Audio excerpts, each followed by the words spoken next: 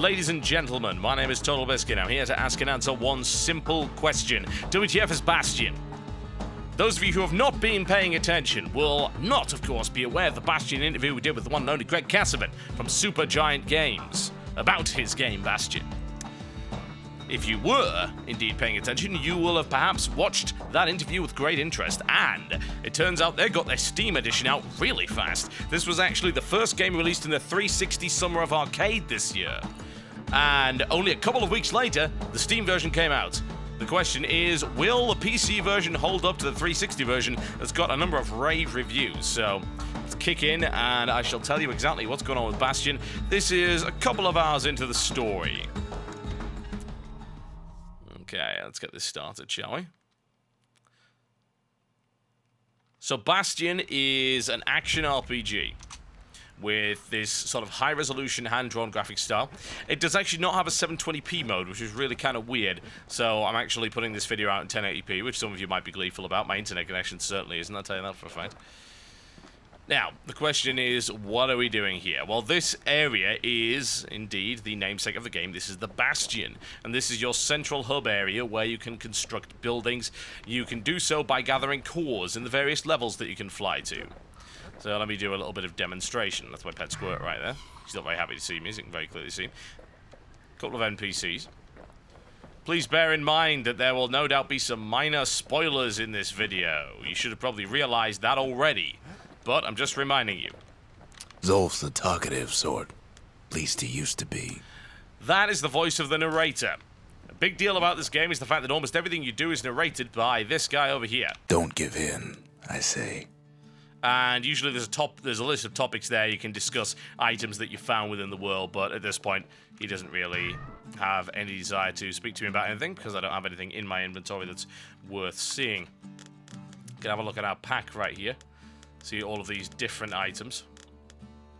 We've actually already talked about them, so you don't get the little bit of lore that is delivered by the one and only narrator over there. Let's go to the arsenal. The arsenal will show you the weapons you have available, and you can set up 2 weapons and a special, or indeed secret technique. These are the 4 weapons I've got at the moment: the Kale Hammer, Breaker's Bow, War Machete, and Fang Repeater. I tend to go with the Hammer and the Fang Repeater. I've got a lot of upgrades on the Fang Repeater, so... And as regards to what I can have here, there's all sorts of different abilities that you can actually gain. I do like the hand grenade. I'm going with the bolt burst for the time being. There we go. Right, let's have a look at what else we have. This is the forge. This is where you upgrade stuff. So you can see here I actually have the ability to upgrade my hammer, but I don't have the necessary currency to do so. I already have 1 upgrade on that. It's one or the other on these ones. So I've got the sledge head, 50% damage as opposed to 10% critical hit chance. I thought that seemed like a better upgrade, and I think it is.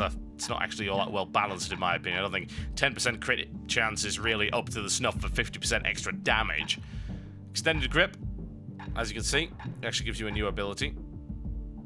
Reverse grip, so 2 different types of abilities, and I say they are mutually exclusive. And you can upgrade the different weapons here. I don't know how many weapons there actually are in this game. I know that I've got materials for upgrading 6 of them, but I've only unlocked 4 so far. I believe there are significantly more than that, however. And if we head over here, building right here called the Lost and Found, that's basically a vendor. You can buy all sorts of things here. You might be wondering what all this is about. Well, let me show you the distillery. So this game has a system whereby stats are kind of changed around by having various drinks. So as you can see here, whenever you get a level, you can actually take a spirit. And these spirits consist of a wide variety of different things. I have the Fetching Fizz right here. That's what it does. It allows you to absorb stray fragments. Fragments of the currency, so you don't end up missing any, which is why I kind of like that. I also have the Bastion Bourbon, which means that health tonics fully restore health, and I have +2 health tonic capacity. So basically that means I can hold 2 more potions that I can refill at fountains around the world. I've unlocked all of these as well. Squirt Cider, Dread Rum, Hearty Punch, all sorts of different things. So the lore of this game is that the only drinks that were allowed in the Bastion were those that actually gave you physical benefits. So everything you drink here is actually good, and that, I believe, is the level cap in this game. You can have up to 10 of these things rolling at any given time. That makes you a monster. Now, can have a look at one last thing right here, and I can talk to you a little bit about this. So that's a steam bowl. You might wonder, why the hell is there a steam bowl? So I don't think we've actually built the shrine yet, but I was able to find a shrine within the world. Now, shrines are this game's form of difficulty.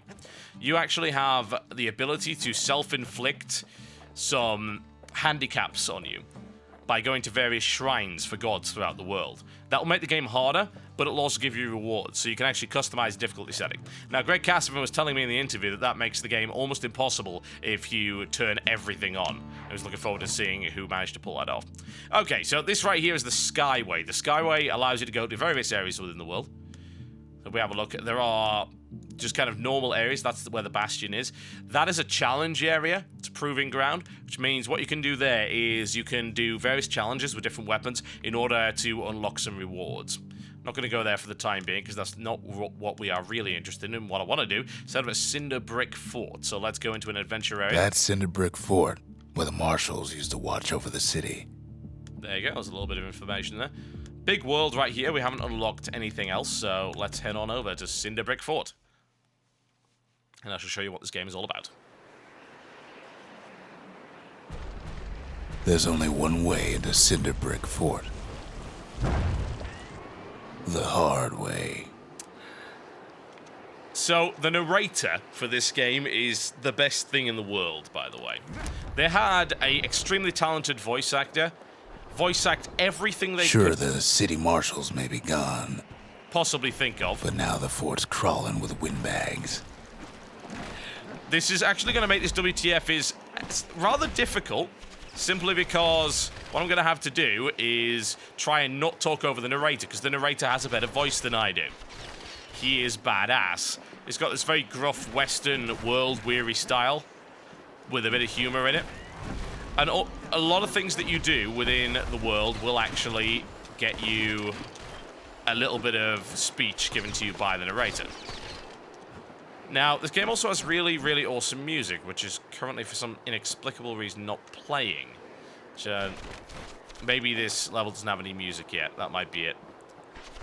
But yeah, the soundtrack for this game has thus far been absolutely stellar, so quite curious why this level doesn't seem to have any yet. Maybe The calamity was mercy for normal folks. Okay. Now, this is an action RPG with an emphasis on skill, so it's mostly about dodging and The blocking. windbags ain't so lucky. Smack our way through there. A lot of destructible stuff in this game. And most of that simply allows you to get currency and things like that, so it's worth smashing up a lot of things. Now, as you notice there, I actually have a shield that will allow me to do various They've counters. been left to freeze, or starve, or face the kid. You are the kid, by the way, if you'd wondered. Now, I've actually got this game on a slightly harder difficulty. I activated the Shrine of the Bull, which means that everything attacks faster, which does make the game a little bit harder, but it does give me some really cool benefits. As in more experience and more... I think it's more fragments, actually. Hey, level 3. There we go. Awesome. Okay, so level 3 will allow me to equip another tonic when I head over to the Bastion, so... Ah! Yes, get used to that. It's going to happen to you a lot in this game. You can fall off the edge of the level very, very easily. It doesn't do a lot of damage. It occasionally gets a sarky remark from the narrator, but aside from that, it's okay. You may also notice that the level is actually appearing. Yes, it does do that. The level appears as you go along. Now, this initially can be quite disorientating because sometimes you don't know which direction you're supposed to go. Maybe you think there might be a secret area somewhere, and you go over there, it's like, oh, there's going to be something appear, and in reality, it actually doesn't. So you end up at dead ends a lot of the time, but aside from that, it's a very, very cool aesthetic choice. It doesn't really add anything to the gameplay per se. In fact, as I said, it does hinder it in a very mild way, but not in any way that I would find upsetting to the point where it would infuriate me. I still like the fact that things... Well, windbags, young and old, keep fighting for the fort. There are a lot of these monsters right here by the name of windbags. These are some quite strong windbags, something I need to consider. Try and take them at a distance, I think. There you go, a little small one that can be easily smashed by my hammer. Now, there is an aiming ability. You can aim by simply locking onto a target. Now, interesting. There appears to be something useful in there. I have to wonder how you get to it. Let's go exploring and see if we can find out. Windbags ain't much different from normal folks. All they want's a warm place to stay and a decent meal. Well, that just makes me feel really bad for killing them, doesn't it? Thanks for that. Now, you see that my Fang repeater right here is heavily upgraded. I believe I have 3 upgrades for it, which I think is the maximum. Maybe there might be more later, I'm not sure, but yeah. There we go. Music has now finally kicked in. The music in this game is a mixture of really cool ambient stuff and kind of Western crossed with post-apocalyptic steampunkish stuff. I mean, this entire game is really a Western crossed with steampunk with a bit of fantasy in a post-apocalyptic setting that is not like your typical post-apocalyptic setting. I mean, don't let the cartoony graphics fool you. This game's actually quite grim in places. Very grim indeed. Indeed, this is actually a section where you're seeing all sorts of dead people that you used to know, and the narrator's actually giving you a little bit of information about each one. And it's like, wow, this is actually kind of depressing. Deal with this because it's actually spawning these small monsters called squirts right here, who are fairly annoying. Let's do a little bit. Bolt burst is actually rubbish. I need to replace that ability. It's not a great ability at all. Using that secret technique requires the use of black tonic, which can be picked up throughout the level. And those health files, as I said before, can be filled up either by picking up health files on the ground or by finding a fountain. The calamity drove the windbags topside. A lot of them wound up here in this very fort. Yeah, we're trying to deal with them as best we can. Thank you very much. Smash our way through that. Now, the narrator doesn't just commentate at specific scripted points. He does commentate on your performance from time to time. So if you do really, really well in a boss fight, he'll tell you. If you get your ass kicked, he'll actually mention that as well. He'll say that, you know, it was a really hard fight and things like that. It really does give this story a sense of momentum without forcing a lot of dialogue into your face, because it comes in very small, bite-sized chunks. So I think if they were looking to tell a story in a different way from usual... Could have been minding the business underground like in the old days. They did an excellent job of doing that, because a lot of RPGs, even ARPGs, kind of dialogue heavy. This game is not dialogue heavy. It keeps the pace the entire way through, because you're not sitting around listening to dialogue at any point. It's happening as you go, and you continue fighting. Okay, cool. There's an arsenal there. I can actually switch weapons if I so desire. I might show you the machete. Every now and again, you will find these things. You may even find distilleries and stuff like that in an actual mission. Most of the time, though, you have to go back to the Bastion to do all this kind of thing. Windbags can't use the martial supplies, but the kid sure can. Indeed. So what I think I'm going to do is I'm going to pick up the wall machete. Keep the Fang repeating. Get out of Bolt Burst, because Bolt Burst is kind of rubbish. I can do a lot of these are actually kind of cool. Hand Grenade is probably the most practical that I can think of at the moment. There we go, I'm now swapped out. This is the wall machete. Very fast attacking weapon. I can also throw it for a reasonable amount of damage. You can actually do a power shot with that, and I just fell out of the level again. It's like, there's a tiny hole there that I didn't notice, so that kind of sucks. Oh, well. We're okay for the time being then. So there, a little bit of clicking. As for the windbags, Cinder Brick gave them enough heat and metal to munch on for a while. Well, the fort ain't theirs by right. There we go. So I just grabbed a core. Can't blame them for wanting it, though. A core actually allows you to build a new building in the Bastion. So it gives you access to all sorts of cool things. Avoid this guy as much as humanly possible. Might throw a hand grenade in that direction. Okay, that's a lot of enemies. I'm hoping the hand grenade actually hit some of them. It didn't. So we're actually fresh out of black tonic right now, which is not helpful. But we do have a nice fast weapon that will work perfectly against them. We really do not want to go any further than that. Now, my machete's actually got a serrated edge, so I'm doing damage over time with that as well. That's one of the upgrades you can get for it. The weapons in this game are deliberately designed not to be random drops. They come so many of those sorry things hold up inside that old fort. They come at specific times in the game. Sometimes you can find them earlier than others if you go to a secret area, but they have different stats, but they're not better than each other. You don't find random drops or anything like that, so they're all designed to be personal preference. You can go through the entire game with just a double weapon set if you so desire, and hell, even the narrator will actually comment on it. He did comment on my choice of weapon. Not a scratch on him as he presses on to higher ground. You see? There we go. You know, he actually made a comment on my performance then. I got up to that area with full health, so the narrator commentated on that. So that's a very, very cool way of doing things. Extremely cool indeed. If I were to assess this game at this point, I think it's probably one of the most unique and enthralling ARPGs I've played in a very long time, simply because of the way it's presented. And presentation in this case really is everything. Yes, it has solid mechanics, but to me, this isn't so much a game as it is an enthralling, grim, but fantastical fable. That's what it is. It's a story. It wants to tell you about this world that you know nothing about, and you want to know more about the Calamity. You want to know more about this world, what happened to its people, why it went the way that it did, the different creatures inhabiting it, and it doesn't force it down your throat. Because of the way the narrator works, I know loads about these monsters just because the narrator kind of describes them. It's a pseudo-tutorial mixed in with lore. It's actually ingenious. As far as I'm aware, it's never been done this way before. Supergiant Games are certainly the first guys to do it, as far as I can tell, and certainly in this style. And it's wonderful. It really, really is. Yes, there are games that introduce the lore in a good way.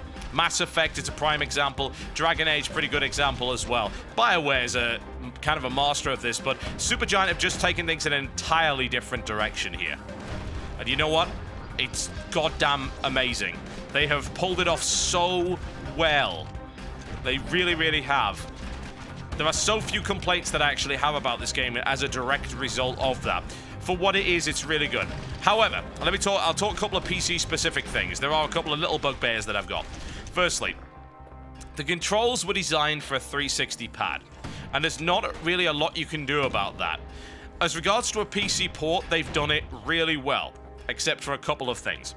Firstly, not having a 720p resolution option. They don't have a huge amount of res options, which is kind of weird. And those with, of course, older monitors might be in a bit of trouble there. There may be a way to do it outside of the game, but inside the game, there's about 6 or 7 resolution options available. 720p is not one of them, which, once again, is kind of odd. Made filming a bit of a pain in the ass, and those who have, say, laptops with lower resolution monitors might be in trouble, although some of the more standard laptop resolutions do seem to be supported. Secondly, the game has some issues on certain configurations where Kid stash of grenades is there for him if things get even worse. Useful. That's actually kind of cool. He mentioned that I have grenades on me. That's pretty cool. Anyway, as I was saying, the game on some configurations can get locked at 43 FPS.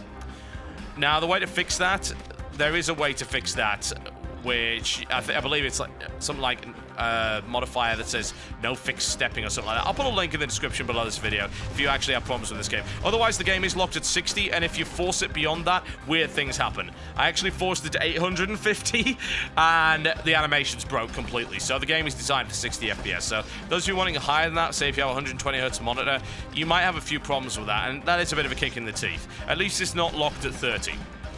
Last but by no means least, and probably the biggest issue that I've got, is the fact that it was designed with 360 and pads in mind with analog sticks. Security's plane gone haywire. Windbags gummed up the works. It is effectively designed as a dual-stick analog ARPG, which means that you get a lack of precision in movement from using keyboard. You see that? Obviously, you can only really go in 8 directions, which means your movement is not quite as precise as you want it to be, and it's certainly that it would be with an analog stick. Otherwise, the aiming is fine, obviously, because it's done with a mouse, so there's no real problem there, aside from the fact that some things seem to be, like, slightly below. The targets seem to be slightly below where the cursor is, which is kind of weird, but again, I don't really complain about that. It's perfectly playable on mouse and keyboard, although I would say that it's more playable on a 360 pad. It does not reduce the enjoyment of the game by that much. It's a tiny little thing. I have to press that issue with you, but well, indeed, for the sake of being a complete sort of PC previewer, I'm going to tell you that kind of thing. Some of the amazing music in the background right there, as you could probably hear. Soundtrack for this game is great. You can actually get a soundtrack edition, which I did get, because it's badass. Kid ain't afraid of getting burned. Oh, yeah. Here, have this grenade! Oh, yes. Indeed, the kid is not scared of your nonsense. I can actually go in there with my shield if I so desire. See how much I care? Not at all. Ha ha ha. Back away slightly. And then open fire with a Fang Repeater. Fang Repeater is one of my favorite weapons in this game. It's good fun so far. Now, as regards to the length of this game, they trap the kid in the middle of the fort's parade grounds. I have heard varying things, by the way. It's not a very expensive game. It's a $15 game, basically.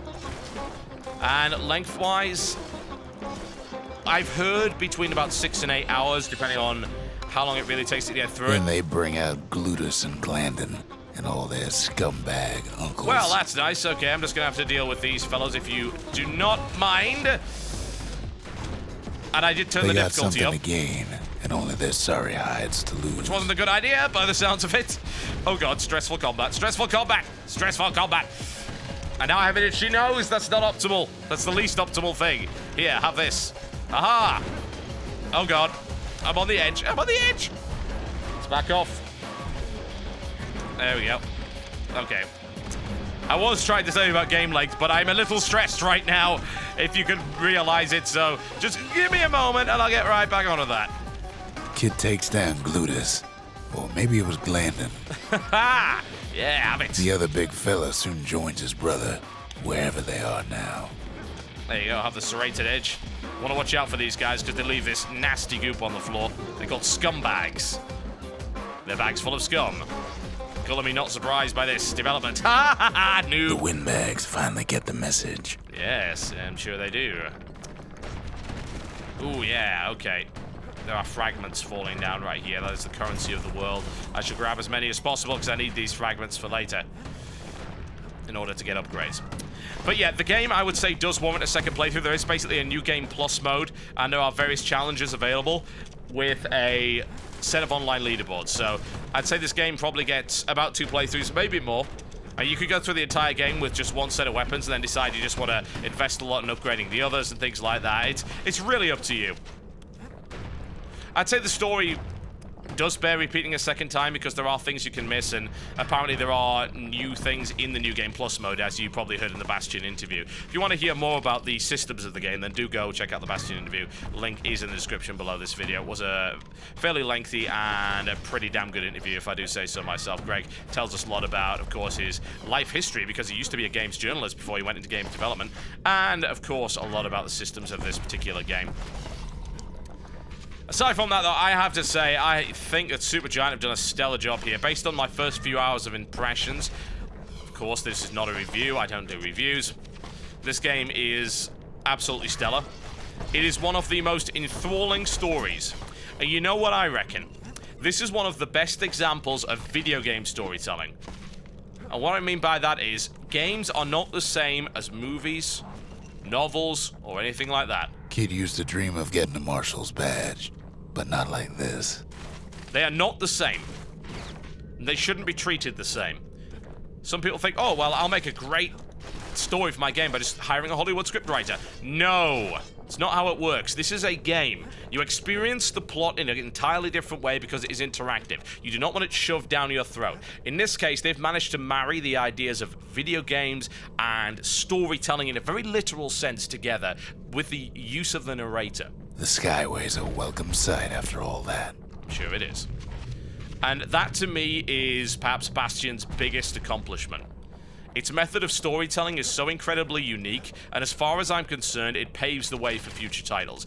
Pay attention, developers. This is a very good way. Of course, don't copy it all the time. Think about what they've done here, how they've done it. Consider it when designing your game, and more to the point, when getting your storyline sorted out. These are not movies. These are video games. The story should be experienced in a different way. And now ain't nothing left for nobody down at Cinderbrick Fort. How depressing. Let's see if we can set up another building, and then I shall do my conclusion. Ooh, there's a musket. Nice. Kid shows up just as Zulf's telling me about his own journey to the city. Ooh, we might find out some cool information. Seems the only thing the Calamity saved for Zulf was a smoking pipe. That is one big pipe. Poor kid collapses after just one drag. Yes!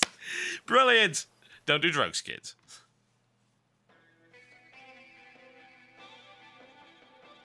The past. Only good thing ever come out of the past is history. I think I'm in a dream, actually. That's pretty awesome. Wow. I love it. Ladies and gentlemen, there you go. WTF Is Bastion. The answer is one of the most unique ARPGs I've had the pleasure of playing. Greg Cassavan and his team have done an unbelievable job. It is a stellar game in pretty much every respect. It is, more to the point, a stellar story. In more ways than one. People say the game has a good story. What about... catches up with a kid. Hardly had a moment's rest since all this started. God damn it, I'm trying to be poignant, narrator. As I was saying, what about a game simply being a story? Because this is what Bastion is. It is an interactive story. It marries the concepts almost perfectly. It is a good, very good blueprint for the future.